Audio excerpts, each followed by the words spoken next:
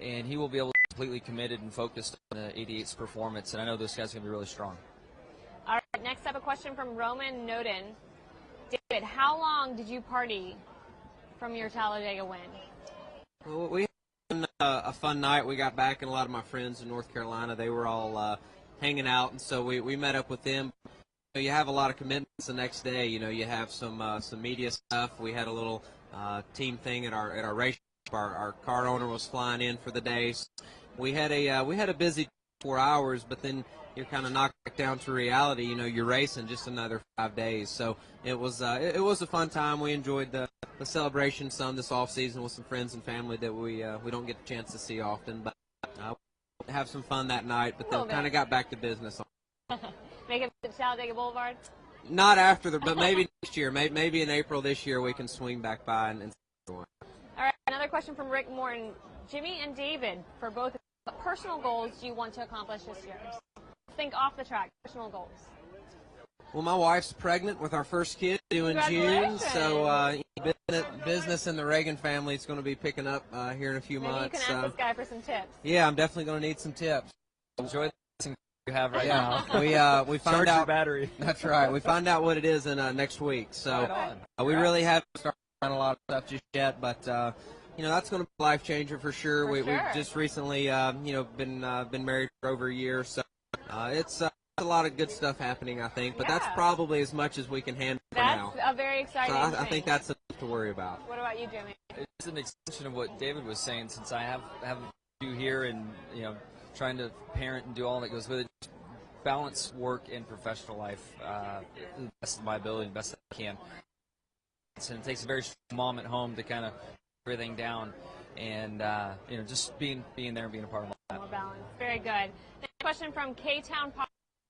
Best memory in racing in ASA coming through the ranks? I look back and there's individual races that were really cool, and this was my first time in a stock car, so there were a lot of sensations I had for high banked corners, the G-forces. But honestly, when I look back at my ASA days, I had so many fun times, met so many great people, and truthfully, I look back at that period of my life and think those were my college years. Reflect back on, going to university. That's kind of my mindset of ASA. And so I had a great time. I had a blast. What year? What year? That was 98, 99. Okay. Yeah, a lot of fun. Sounds like it. Next up from NASCAR Star 48. This is for JJ, but both of you guys, with the new changes to the car spoiler for Daytona, what do you guys expect from that? I think it's just a half rear blade, so I think that it'll punch a little bit bigger to the air. Maybe allow the car that's behind the other cars a little bit more opportunity to push some more. But we'll tell. If had anyone, I don't think no one's hit the racetrack yet to see anywhere. So, yeah, who knows? That's what we'll all figure out tomorrow. I've been so out of the loop, I didn't know we had to change. So, but as David's saying, it should help the cars suck up a little bit more and maybe create more passing for the lead.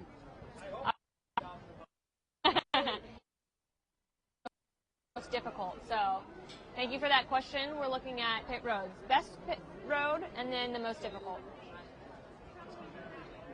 I guess assuming you have your choice of pit. Yeah, I think the difficult for me was Dover, because I've spun out and I've hit those not the tires coming onto pit road, but I have gotten onto pit road hard at Dover and made a mistake. But a lot of the resurfacing of these tracks have kind of cleaned up pit road a lot and made it a lot easier. So Daytona's a nice pit road, Talladega's a nice pit road, Indy's a real nice pit road. Big stalls. Yeah, I'd maybe throw Vegas into the big stall, lots of room category, but it's first track that came to mind for me from a difficulty standpoint is Dover.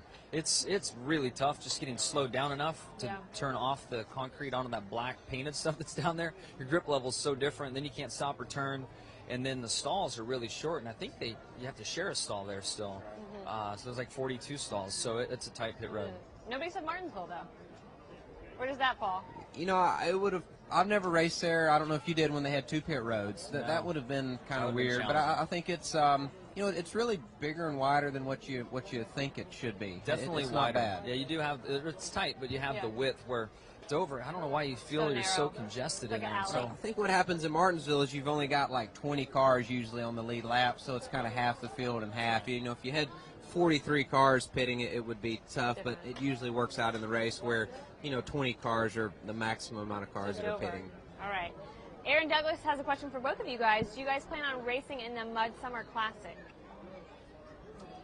I don't know. I assume that's the Tony's the- thing. yeah, Yeah. Tony's Yeah. track there in Eldora. I'd love to. I watched it this year. Had a good What time. do you but think of it? I enjoyed it. I mean, I'm a race fan at heart. I love the short track racing. I thought it was a good race. So I like all the Truck Series races. And if the right opportunity came up, it would be fun. But I think that's about the time our babies do. So I probably won't be able to fit that one in the schedule this What year. about you, Jimmie? yeah, I don't have any plans to run it, but I definitely will watch it. I thought from the last chance qualifier with Norm Benning leaving his foot in the gas and getting across the line first, not ran out of the car or the truck, 4-car all the way restart, down to the truck restart. all the way down to the end was awesome racing. So I'll definitely be watching.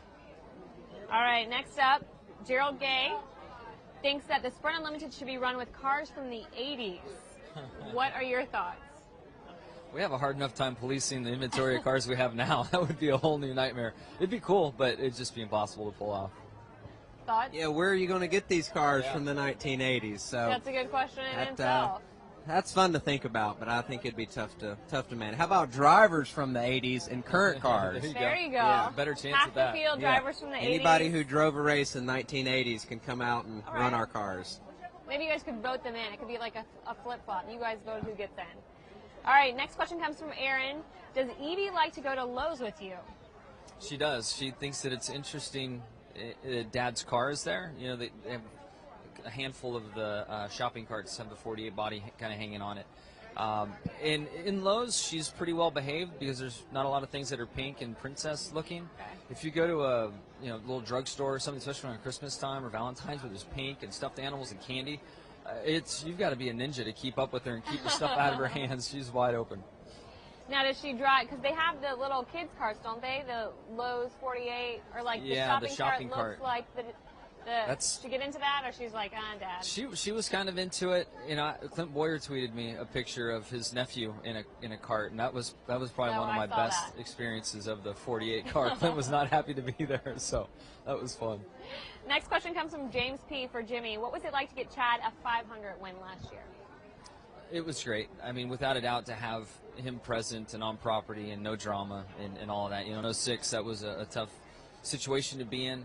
But when I look back on it, you know, that year, that race, the winter leading into the Daytona 500 was a turning point for the 48 team and for Chad and I in building the team into what it is today. So, you know, a lot of times, at least in my life, I've had to have mistakes or, you know, negative things kind of teach me a lesson to build off of, and that happened in 06, and we won that 500 and onto a championship. And then last year to have him here and have him savor it and enjoy it and push the car into the Daytona USA was really cool. A feeling I'm sure you can't beat. Next one question is for David. What's your favorite track to race in Georgia growing up? You know, there are a lot of asphalt racetracks in Georgia. You know, everyone asks, you know, why didn't you run as many dirt races or what was the reasoning behind? Well, I had, you know, 5 or 6 short tracks within a 100-mile radius of our hometown. So I really like Lanier Speedway, a little short track on the north side of Atlanta, was a great NASCAR sanctioned track, and we could race our Legends cars there, our late models there. They even had, you know, some ASA races and Nationwide Series races there back in the day. So the Lanier Speedway was definitely a cool place. Thanks for joining us, guys. We actually next up have 2 of your teammates, Casey Kane and David Gilligan. Do you have a question that we should ask them? They're going to be coming up next soon. Casey, Ask him what his half marathon time is going to be down here. I'm All right, curious half about marathon that. time. Yeah. Question for David? Ask him about his kid. His kid's racing. His Okay. son, 13 years old, and All right. and he's starting to get a little nervous about his young son racing some. Okay. So you can ask him about We'll it. do that. All right, thanks, guys, for joining us. Thank you. That was Jimmie Johnson and David Ragan. As you can see, fans yelling out for them. Next up, we do have Casey Kane and David Gilliland joining us. So